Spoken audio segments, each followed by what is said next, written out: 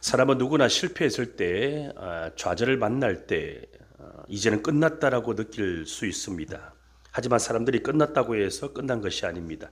하나님이 끝났다고 하기 전까지 끝난 것은 아닙니다.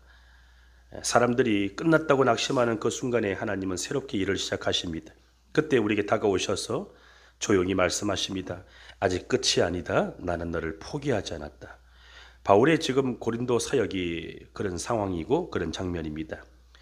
바울은 지금 아덴에서 우상 숭배자들과 철학자들에게 복음을 전했지만 결실이 없었습니다. 그래서 낙심한 마음으로 고린도로 내려옵니다. 하나님은 이 고린도에서 바울을 다시 세우시죠. 자, 바울이 아덴을 떠나 고린도에 왔을 때 예상치 못한 동역자를 만납니다. 그 동역자는 아굴라와 브리스길라 부부입니다. 이 부부는 바울의 생업과 똑같은 천막 만드는 일을 했습니다. 3절을 보시면 생업이 같으므로 함께 살며 함께 일을 하니 그 생업은 천막을 만드는 것이더라. 자, 바울이 아굴라 브리스길라 이 부부를 만난 것은 우연한 만남이 아니라 하나님의 인도하심이었습니다. 생업이 같았기 때문에 서로 잘 통하였습니다. 그래서 함께 살고 함께 일을 합니다. 이런 동역은 초대교회의 중요한 모델이 되었습니다. 믿음의 공동체가 세워지려면, 교회가 세워지려면 이런 아름다운 동역이 필요합니다. 함께 살고 함께 일을 하는 동역자가 필요하죠. 4절에서 바울이 안식일마다 회당에서 강론하고 말씀을 전하고 가르치고 유대인과 헬라인에게 말씀으로 권면하였는데 그 힘이 어디서 나왔을까요? 바울이 이들 부부를 동역자로 만났기 때문에 그렇습니다. 바울은 위대한 사도였고 위대한 선교사였습니다. 하지만 바울의 이런 열정이, 이런 복음 전파에 대한 목양에 대한 이런 헌신이 바울 혼자서 감당할 수 없는 일이죠. 바울이 루디아를 만났기 때문에 가능한 일이었고, 그리고 오늘 본문에 나오는 아굴라와 브리스길라 부부를 만났기 때문에 이런 사역이 가능한 것이었습니다. 그래서 성도들이 목회자를 잘 만나는 것도 복이지만 목회자가 성도들을 동역자로 잘 만나는 것도 복입니다. 저와 여러분은 서로에게 좋은 동역자로 만났습니까? 서로 동역하면서 하나님의 나라 확장을 위해 함께 쓰임받고 있습니까? 오늘 하루 일상에서 만나는 모든 사람들에게 동역자로 다가가시면 어떨까요? 오늘 주신 말씀을 오늘 하루 실천하기 위해서 아굴라와 브리스길라 부부처럼 내가 동역자로 살아가 보는 것입니다. 또 내가 윗사람이라면, 내가 직장에서 오너이거나 가정에서 부모이거나 어른이라면, 또 교회 공동체에서 내가 지도자라면 바울처럼 좋은 동역자를 기다리기보다는 하나님의 인도하심에 따라서 신실하게 복음을 전하고 신실하게 사역하다 보면, 동역자가 없다고 불평하지 말고 그렇게 신실하게 복음을 전하다 보면 하나님께서 새로운 동역자를 예비해 주실 것입니다. 자, 바울이 신실하게 복음 전파자로 살아가니까 새로운 동역자를 또 만나죠. 5절을 보면 실라와 디모데가 바울에게 합류합니다. 자, 이들의 합류로 인해서 바울의 사역에 새로운 전환점이 만들어집니다. 바울이 하나님의 말씀에 붙잡혀서 유대인들에게 예수가 그리스도이심을 담대히 증거합니다. 그러자 6절을 보면 유대인들이 저항하면서 대적합니다. 이때 바울은 위축되지 않고 당당하게 복음을 전한 뒤에 유대인들이 복음을 거부하면 이방인에게로 가서 복음을 전합니다.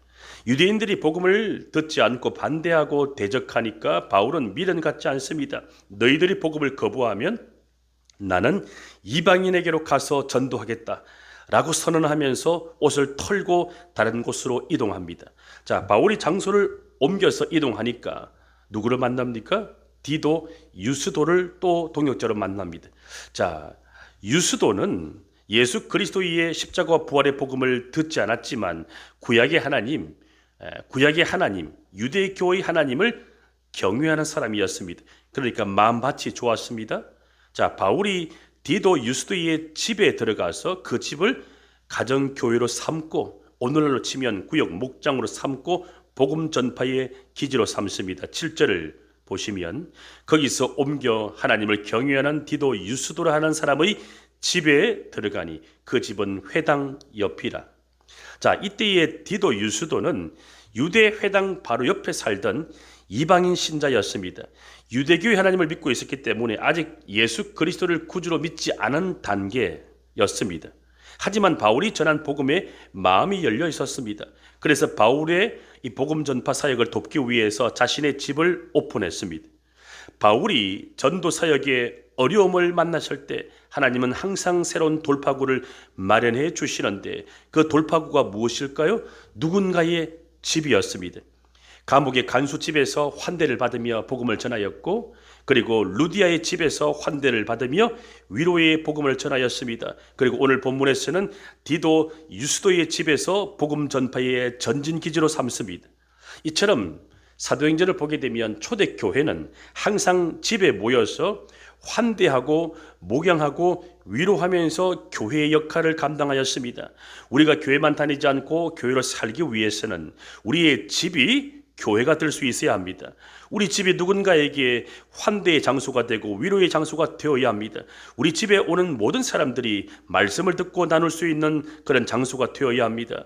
누가 오더라도 환대의 장소가 되고 위로의 장소가 되고 말씀을 나누는 장소가 된다면 그 집이 교회이고 그 집이 하나님 나라의 현장이 될 수 있음을 오늘 사도행전은 우리에게 말을 걸어옵니다. 그래서 이런 가정을 세우는 것이 오늘 우리 시대의 교회가 가지고 있는 비전입니다.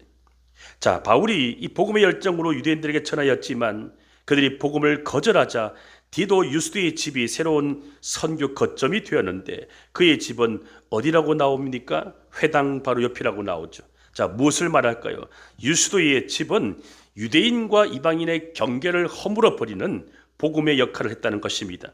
복음은 항상 경계를 허물어 버립니다.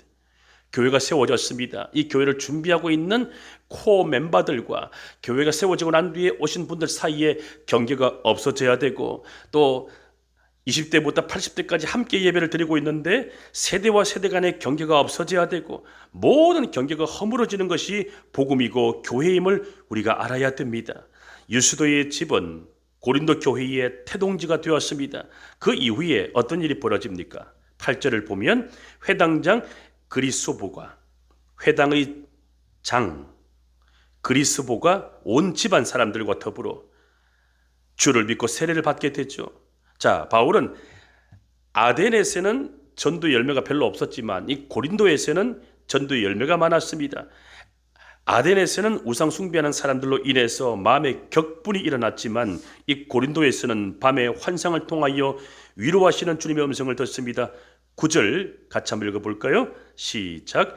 밤에 주께서 환상 가운데 바울에게 말씀하시되 두려워하지 말고 침묵하지 말고 말하라. 바울이 낮에는 복음을 전하다가 사람들에게 상처를 받고 거절과 반대에 부딪히면서 비방을 받으면서 위축되었지만 밤에는 천사들의 도움으로 환상 체험을 하였고 그 환상 가운데 주님이 위로의 음성을 들려주십니다. 우리도 낮에 일상을 살면서 상처받을 때가 있지만 반대와 저항에 부딪히지만 밤에 주님께서 천사들을 통하여 환상으로 찾아오셔서 우리를 위로하시고 음성을 들려주실 수 있음을 우리가 기대해야 됩니다. 바울이 밤에 환상 가운데 들었던 말씀, 두려워하지 말고 침묵하지 말고 계속 말하라. 이 음성 외에 또 들었던 말씀이 10절에 기록되어 있습니다. 내가 너와 함께 있음에 어떤 사람도 너를 대적하여 해롭게 할 자가 없을 것이니 이는 이 성중에 내 백성이 많음이라 하시더라. 바울은 주님께로부터 두 번이나 말씀을 들었기 때문에 새로운 용기를 얻었습니다. 두려워하지 말고 침묵하지 말고 복음을 전파하여라. 계속 말해라. 그 다음에 들었던 음성이 무엇입니까? 이 성중에 내 백성이 많음이라. 저는 이 말씀을 어제 묵상하면서 위로가 되고 소망이 되었습니다. 두려워하지 말고 침묵하지 말고 계속 말씀을 전하여라. 이 성중에 내가 예비한 백성들이 많다. 지금 내 눈에는 보이는 백성이 없고 찾아오는 사람들이 많지 않지만 또 복음을 전하고 교회를 세워가는 과정 속에서 두려움도 있고 또 저항도 있지만 계속해서 두려워하지 않고 침묵하지 않고 말씀을 전하고 복음을 전하게 되면 주께서 우리에게 이 성중에 내가 너를 위해 예비한 백성이 많을 것이다. 이 음성이 들려올 줄로 믿습니다. 바울이 이 음성을 듣고 소망이 생겼습니다. 그 소망이 빛이 되어서 그 마음에 있는 어두움을 몰아내었습니다. 우리가 마음속에 두려움이 늘 찾아오고 또 마음속에 저항과 반대에 부딪힐 때 위축되기도 하고 상처를 받고 고통 가운데 낙심할 때가 있지만 그때마다 밤중에 잠을 자다가 꿈속에 또는 환상 가운데 주의 음성을 듣는다면 우리는 다시 소망을 갖게 될 것입니다. 사람들이 끝났다고 해서 끝난 것이 아닙니다. 하나님이 끝났다고 말할 때까지 끝난 것이 아니고 오히려 사람들이 끝났다고 할 그때 하나님께서 새롭게 새 일을 행하십니다. 새로운 돌파구를 만들어 주십니다. 바울은 그 위기 가운데 좋은 동역자를 만남으로 돌파구를 찾았습니다. 아굴라와 브리스길라 부부를 만났고 또 디도 유스도를 만났고 또 실라와 디모데를 만났고 이런 동역자를 만남으로 말미암아 바울은 새로운 돌파구가 만들어졌습니다. 자, 바울이 이때 그 다음 구절을 보게 되면 고린도에서 1년 6개월 동안 머물면서 말씀을 전하고 가르칩니다. 자, 1년 6개월 동안 사역할 수 있는 에너지가 충전된 것이죠. 하나님은 우리의 두려움과 연약함에도 불구하고 하나님의 때에 열매를 거두게 하십니다. 주님은 우리의 신실한 섬김을 통하여 한번 따라해 보실까요? 신실한 섬김. 신실한 섬김을 통해서 구원의 역사를 이루어 가십니다. 복음의 확장을 이루어 가십니다. 그 과정에서 우리를 더욱 성숙하게 빚어 가십니다. 지금 내가 두려워하는 것은 무엇입니까? 함께 하시는 주님을 믿으며 가정과 직장에서 침묵하지 않고 내가 계속해서 말하고 권면해야 될 것은 무엇일까요? 오늘 하루도 복음을 복음되게 살아가는 신실한 복음 전파자가 되시는 저와 여러분 될 수 있기를 주의 이름으로 축원합니다.